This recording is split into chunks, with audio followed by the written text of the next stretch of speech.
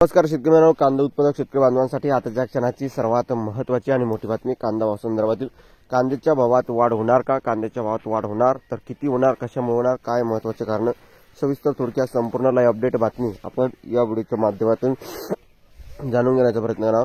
तरी महाराष्ट्रातील तमाम कांदा उत्पादक शेतकरी बांधवांना एकच विनंती, व्हिडिओ शेवटपर्यंत बघा. अतिशय महत्त्वाचा व्हिडिओ जर आवडला तर नक्कीच लाईक करा. सांगा चॅनलवर नवीन असाल तर या ठिकाणी बघितलं तर महा हवामान आपल्या युट्यूब चॅनलला सबस्क्राईब करून जसं लाईक करून म्हणजे घंटा असू नका, जेणेकरून तुमच्याकडून नोटिफिकेशन तुमच्यापर्यंत पोहोचते.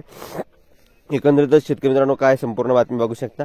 कांद्याच्या भावात साहजिकच आहे वाढ होऊ शकते. मागणीच्या तुलनेने जर पुरवठा कमी झाला तर भावात ही वाढ होत असते आणि मागणीच्या तुलनेने जर पुरवठा वाढला तर भावात ही घसरण साहजिकच आहे होत असते. ही वस्तुस्थिती आहे, ही सूत्र आपल्याला माहितीच आहे. खऱ्या अर्थानं या ठिकाणी त्या शेतकऱ्यांना या ठिकाणी कंपनी देवळा, कळवण, बागलाण या 3 तालुक्यातील 84 शेतकऱ्यांची भरपाई दिल्याने त्यांना दिलासा मिळाला आहे. मात्र नुकसानीचे पंचनामे 128 शेतकऱ्यांचा झाला आहे. त्यातही मदत घोषित केलेल्यात सिन्नर, नेपाळ आणि येवला तालुक्यातील एकही शेतकरी नाही. येथेही तणनाशकाच्या फवारणीचे कांद्याचे नुकसान झाले, त्यामुळे त्यांनाही मदत मिळावी अशी मागणी शेतकरी बांधवांची आहे.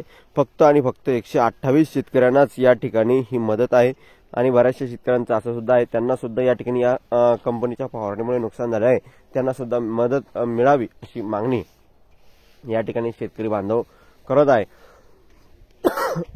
कृषी मंत्री माणिकराव कोकाटे यांच्या हस्ते शेतकऱ्यांना वितरित करण्यात आलेल्या या देवळा तालुक्यातील सर्वाधिक 52 शेतकऱ्यांचा 40 लाखाची मदत मिळाली आहे.